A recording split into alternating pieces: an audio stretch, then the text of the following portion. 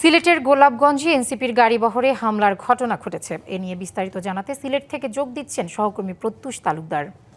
প্রত্যুষ, হামলার ঘটনা নিয়ে বিস্তারিত জানাবেন। হামলার ঘটনা আগে যেমনটি জানাচ্ছিলাম, সিলেটের গোলাপগঞ্জে যে হামলাটি হয়েছে সেটির আমরা গাড়ি দেখেছি এবং সেই গাড়িতে আমরা দেখেছি কাঁচ ভেঙে গেছে এবং সার্জিস আলম যে বিষয়টি জানিয়েছেন যে এই হামলার ফলে আসলে রক্তাক্ত হয়েছেন এবং তিনি না, তার একজন সহযোদ্ধা রক্তাক্ত হয়েছেন এবং তারা বলছেন যে মৃত্যু অথবা আসলে হত্যার উদ্দেশ্যে হামলা করা হয়েছিল, সেই বিষয়টি তিনি বলেছেন। কিছুক্ষণ আগেও তিনি আমাদেরকে এ বিষয়ে প্রতিক্রিয়া জানিয়েছেন। আরেকটি বিষয় বলতে চাচ্ছি, আমরা কিছুক্ষণের কথা বলেছি অন্যান্য নেতৃবৃন্দের সাথে। তারা বলেছেন যে আসলে এই যে আজকের হামলা সেটির আইনি পদক্ষেপ তারা গ্রহণ করবেন কিনা সে বিষয়ে এখনো সিদ্ধান্ত নেননি।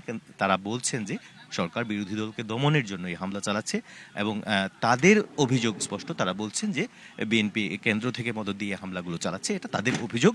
সেক্ষেত্রে সে কারণেই তারা আসলে ন্যায় বিচার আশা করছে না এবং তারা যে বিষয়টি বলছেন যে এই যে হামলাগুলো হচ্ছে তারা কিন্তু শঙ্কিত রয়েছেন। আর এই হামলাগুলো অব্যাহত থাকলে কিংবা এই পরিস্থিতি চলতে থাকলে তারা বলছেন যে সরকার কে থাকতে দেওয়া হবে কিনা, নেতৃবৃন্দ বলছেন সেই বিষয়টিও তারা বিবেচনা করবেন, অর্থাৎ আন্দোলনের একটা ইঙ্গিত দিয়েছেন। তো সবকিছু মিলিয়ে এখন আসলে যারা নেতৃবৃন্দ রয়েছেন সিলেট সার্কিট হাউস থেকে তারা গাড়িতে উঠেছেন। কিছুক্ষণের মধ্যে এই গাড়িবহরটিও আসলে এখন ছেড়ে যাবে। এখন তাদের যাত্রা হচ্ছে কানাইঘাটের দিকে।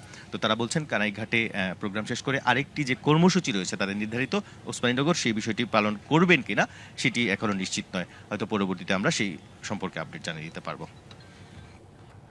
ধন্যবাদ প্রত্যুষ আপনাকে।